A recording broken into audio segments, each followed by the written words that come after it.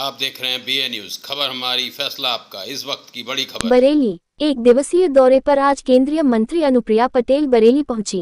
यहां उन्होंने अपना दल पार्टी की स्थापना दिवस कार्यक्रम में शिरकत की। इस अवसर पर उन्होंने पार्टी को मजबूत करने का आह्वान किया। वहीं उन्होंने मीडिया से बात करते हुए कहा, बिहार में चुनाव होने वाले हैं, महागठबंधन में भयंकर झगड़े की स्थिति है, जितनी भी सीटें हैं उनमें फैमिली फाइट हो रही है। वहीं बिहार का जो मैनिफेस्टो जारी हुआ है वह खोखले वादों का है। बिहार की जनता जान रही है, जब ये हाल अभी है तो सत्ता में आने के बाद क्या हश्र होगा। वहीं उन्होंने कहा, एनडीए के दल के साथ जो सीटों का बंटवारा हुआ है वह बहुत ही सामंजस्य के साथ हुआ है। बिहार में निश्चित ही एनडीए गठबंधन की सरकार बनेगी।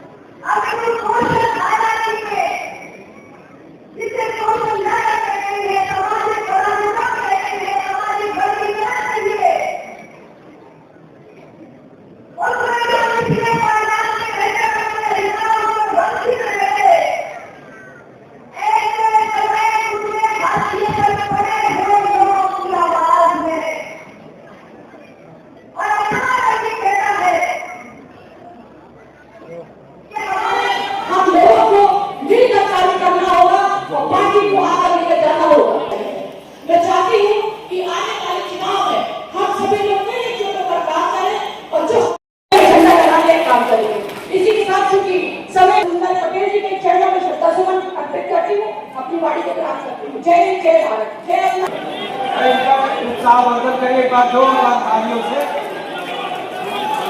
सभी कैमरे के साथ बड़ी संख्या में ये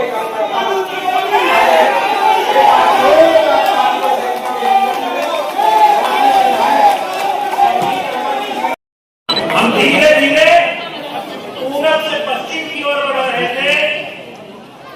रामपुर से एक विधायक जिता करके हमने पश्चिम में पहला कदम रखा था।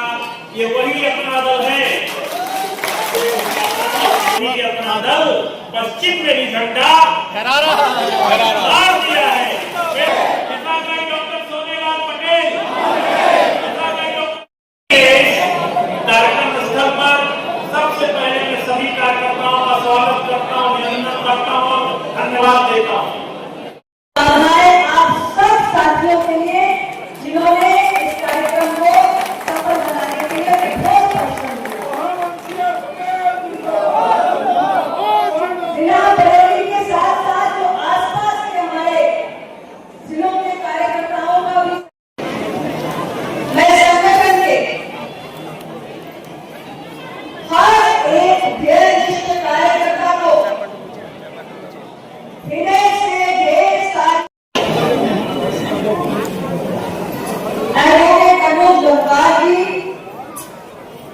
और उनकी लंबी यात्रा पार्टी और यात्रा के बाद आज उत्तर प्रदेश एक राज्य स्तरीय मान्यता राज्य की विधानसभा में आज मेरा विधायक है, संसद में हमारी उपस्थिति है, राज्य और केंद्र सरकार में भागीदार है।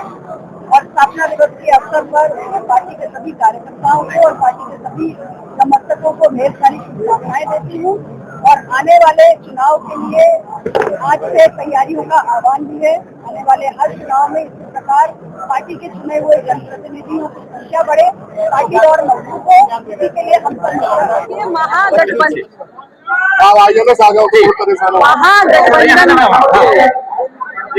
महागठबंधन में भयंकर झगड़े की स्थिति है।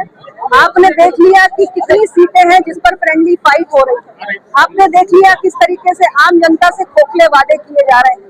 मैनिफेस्टो जारी हो रहा है तो एक नेता के नाम से हो रहा है, बाकी महागठबंधन के जो सहयोगी दल हैं उनको पूछा नहीं जा रहा है।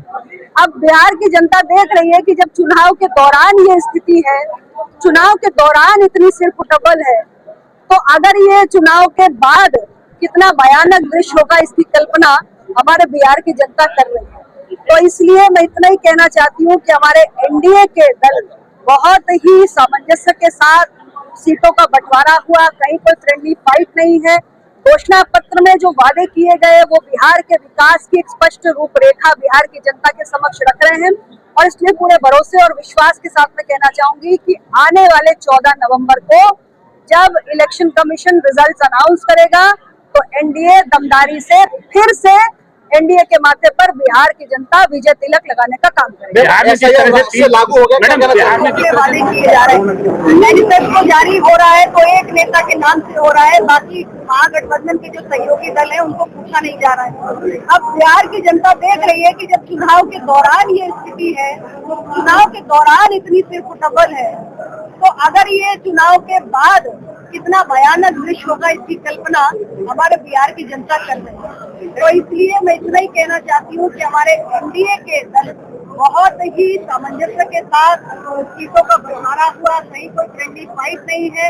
घोषणा पत्र में जो वादे किए गए वो बिहार के विकास की स्पष्ट रूपरेखा बिहार की जनता के समक्ष रख रहे हैं और इसलिए पूरे भरोसे और विश्वास के साथ मैं कहना चाहूंगी कि आने वाले 14 नवंबर को जब इलेक्शन कमीशन रिजल्ट अनाउंस करेगा तो एनडीए दमदारी से फिर से एनडीए के माथे पर बिहार की जनता विजय तिलक लगाने का काम करेगी। बिहार में जिस तरह से मैडम बिहार में जिस तरह से 3 बंदर और आईना देख के ये बयान राय चले से क्या कहेंगे आप दिखाना चाहती है इस तरीके से कि अभी तक पूरब में आप एक विधायक था, मतलब पश्चिम में एक ही विधायक है, आगे क्या हमारी पार्टी को कहीं न कहीं एक धारणा बना ली गई थी कि पार्टी उत्तर प्रदेश में एक सीमित क्षेत्र तक ही है की प्रेजेंस, लेकिन हमने इस धारणा को तोड़ा क्योंकि इस बार से हमारे विधायक बहुत मजबूती के साथ जीतकर आए और उत्तर प्रदेश के अंदर आज कोई ऐसा जनपद नहीं है जहां अपना दल की प्रेजेंस ना हो, अपना दल की उपस्थिति ना हो। बहुत तेजी से पार्टी संगठन का विस्तार हो रहा है, पूरब हो, पश्चिम हो, उत्तर हो, दक्षिण हो, उत्तर प्रदेश के सभी जिलों में संगठन बहुत तेजी से आगे बढ़ रहा है और आने वाले चुनाव के दृष्टिगत भी हमारी कोशिश है कि संगठन हर जिले में मजबूत हो, क्योंकि हम एक गठबंधन में है। संगठन मजबूत होगा तभी हमारे पार्टी के प्रत्याशियों को भी लाभ होगा और हमारे जो गठबंधन के अन्य सहयोगी दल है उनके प्रत्याशी। क्या लगता है कि सब कुछ सही है, कानून व्यवस्था बहुत बढ़िया चल रही है? अच्छा चलिए, तो फिर ये बताइए, आज से एसआईआर शुरू हो गया, इसको किस तरीके से देखती है? देखिए, स्पेशल इंटेंसिव रिव्यू को लेकर हमारे जो विपक्ष के मित्र हैं वो बिना वजह एक लोगों के मन में भ्रम पैदा करने की कोशिश कर रहे हैं।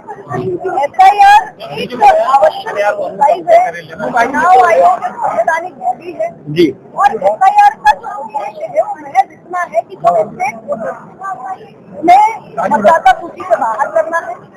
कोई ऐसे वोटर्स हैं जो अब मृतक हो चुके हैं, उनका नाम हटाना है, या कोई भी ऐसे इलेक्टोरल रोल में जो रिविजन की जरूरत है, वो तो एक ऐसी एक्सरसाइज है जो हमारे इलेक्शन कमीशन को करनी ही चाहिए। और कोई जनरल मतदाता अगर छूटा हुआ है, उसका नाम अभी तक नहीं जुड़ पाया है, तो उसे जोड़ना भी चाहिए। तो मुझे लगता है कि ये पूरी जो कवायद है